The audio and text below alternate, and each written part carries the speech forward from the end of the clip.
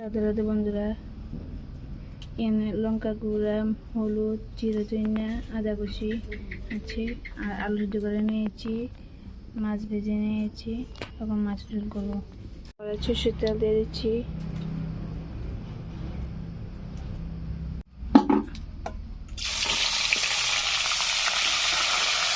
হলুদ আর লবণ দিয়ে দিচ্ছি, ভেজে নেব।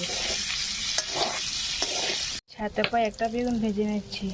পরে সরষের তেল দিয়েছি, আমি পাঁচফোড়ন দিয়ে দিচ্ছি, তেজপাতা দিয়ে দিচ্ছি, পেঁয়াজ দিয়ে দিচ্ছি, মশলাগুলো জল দিয়ে দিচ্ছি, স্বাদ মতো লবণ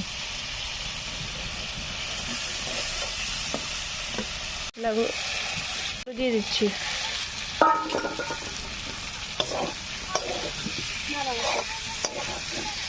জল দিয়ে দিচ্ছি,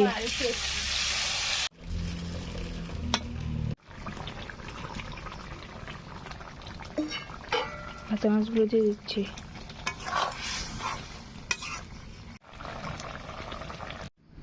মাছের ঝোল নামিয়ে নিচ্ছি।